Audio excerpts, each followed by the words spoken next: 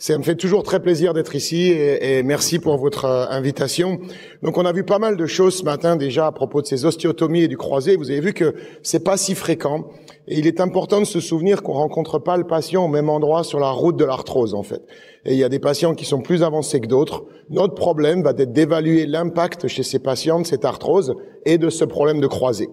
À Abu Dhabi, on a une pratique qui est souvent une pratique de révision dans ces situations-là, où les patients ont déjà eu une opération du croisé. Et je dois vous avouer que les intentions de d'ostéotomie plus SIL de première intention sont relativement rares, parce qu'ils ont déjà presque tous été opérés. Et donc souvent, c'est une situation de révision. Je voudrais revoir avec vous 6 points clés qui ont déjà été mentionnés ce matin. Donc c'est un peu un résumé de ce qu'on a vu ce matin.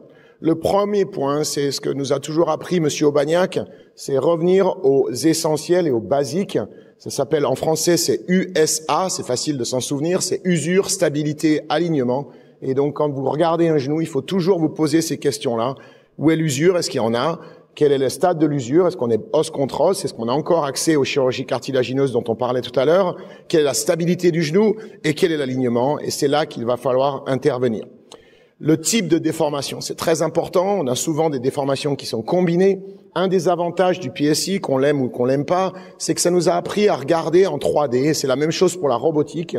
Ça nous a appris à regarder les patients un petit peu différemment. Et je pense qu'on a progressé dans le sens où on va aller analyser plus les déformations sagittales, les déformations en rotation, par exemple. Et vous voyez que sur la diapositive à droite, ce patient a un très gros varus.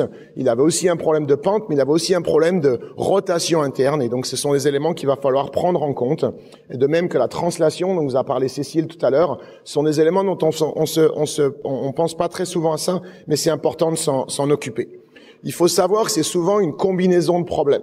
Et merci à l'équipe lyonnaise de nous avoir appris la chirurgie à la carte pour la rotule, et David est juste là devant, donc il faut que je fasse très attention à ce que je dis, mais c'est ici, on est dans une situation de chirurgie à la carte. Mathieu disait hier que ces patients vont vous prendre 2 à 3 euros bloc, mais effectivement, vous faites 5 opérations dans la même chirurgie. Ça veut dire que vous allez faire la réparation du ménisque, vous allez faire la racine postérieure, vous allez faire une association de choses. Et c'est très important d'attaquer et de prendre en charge toutes ces lésions associées. Je remercie Alan, j'ai beaucoup appris avec lui quand il venait à Abu Dhabi. Maintenant, il joue pour le PSG, donc c'est complètement différent. Il est au Qatar. Mais avant, il venait avec nous à Abu Dhabi, donc on avait l'occasion de travailler ensemble avec Charlie Brown aussi.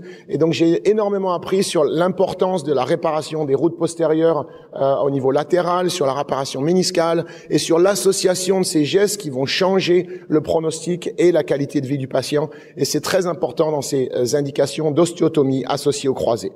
Le point numéro 3, et quand on regarde les publications, on a l'impression qu'on est dans le temple du plan sagittal, c'est le plan, l'importance de la pente. Et je pense que c'était connu, on le savait, et pendant des années, on a essayé de faire quelque chose avec la pente, mais pour être très franc avec vous, et je dois remercier Mathieu, c'est que avant, on faisait du transtubérositaire, et j'ai appris avec Ronald à faire du transtubérositaire, fallait soulever la tubérosité, c'était assez compliqué. Après, j'ai essayé de faire du supratubérositaire, David, et j'avoue que je suis pas assez bon pour faire ça, en fait. À chaque fois, moi, je stressais un peu pour ces chirurgies. Et finalement, Mathieu m'a autour d'une bouteille de vin, et lors d'un symposium, m'a convaincu de passer sous la tubérosité. Et j'avoue que c'est maintenant une chirurgie qui est très utile dans ma pratique. Je la combine avec une reconstruction du croisé, avec un BTB autograft, avec le traitement des chirurgies, des lésions associées, une ténodèse bien entendu, et ça rend service aux patients, même chez des patients qui ont déjà de l'arthrose, les stabiliser, les améliore en fait. Un point numéro 4, et je pense que quand on parle de chirurgie combinée, croisée, plus pente, plus ostéotomie, eh bien le PSI a potentiellement une place, surtout quand on n'a pas l'habitude de faire ces chirurgies, ça aide. On a montré l'intérêt potentiellement de ces guides de coupe, et ça a évolué depuis des années. Quand on a commencé en 2014, c'était très très précaire. Maintenant, on est capable de faire des choses associées. Et Mathieu nous a montré que la robotique, on n'y est pas encore, probablement pour des raisons économiques. Et il est vrai que les laboratoires n'ont aucun intérêt à s'intéresser à l'ostéotomie, donc il y a quelques personnes qui essayent, mais je suis pas sûr qu'on voit ça arriver dans nos blocs dès demain. Le point numéro 5, et je trouve que ça nous a aidé, avant il y avait une plaque d'ostéotomie sur le marché, assez lourde, assez encombrante, avec des vis partout. Maintenant on a la possibilité d'avoir des plaques qui nous permettent de faire des gestes associés, des gestes combinés. Et quand vous avez la place pour une réparation de route postérieure par exemple, avec la réparation du croisé et une plaque qui vous permet de faire ça, c'est toujours plus utile sans qu'il y ait de conflit avec les vis. Donc c'est à chaque fois un petit peu le casse-tête pour faire ces tunnels au niveau du tibia quand il y a ces chirurgies associées. Et ce type de plaque nous aide et je pense que ça a aidé les choses. Et ça permet aussi d'améliorer la fixation. Et le dernier point, je crois que c'est très important avec ces patients qui sont déjà souvent assez âgés. Dans la moyenne d'âge de ce qu'on observe à Abu Dhabi, ils ont plus de 35 ans la plupart du temps. Et ce sont des gens avec déjà de l'arthrose, avec un varus, souvent avec une révision de croisée postérieure, souvent avec une route postérieure.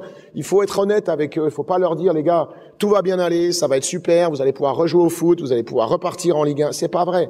Le but, c'est de leur donner une qualité de vie au quotidien dans des sports mesurés. Et je crois qu'il faut être très honnête avec eux, promettre plus pour délivrer moins, parce que c'est en pratique ce qui se passe, et c'est important de rappeler ça. Donc, souvenez-vous, back to basics, c'est très important d'analyser votre patient. Chirurgie à la carte, on est à Lyon, il faut traiter tous les problèmes. Mettez pas une ostéotomie plus un croisé chez un patient arthrosique au milieu de 10 autres patients dans le bloc, parce que ça peut vous prendre 2 à 3 heures si vous avez tout à faire, la correction de la pente, les lésions associées, etc. Ça prend du temps, donc il faut être prêt pour ça. Voyez votre patient dans toutes les directions. Et je pense qu'il y a quand même de la place pour les nouvelles technologies. On va pas les tuer dès aujourd'hui. Et puis pensez à vos plaques, c'est très important. Et soyez honnête avec vos patients. Et merci encore à toute l'équipe de Lyon pour votre invitation. C'est toujours un plaisir d'être avec vous.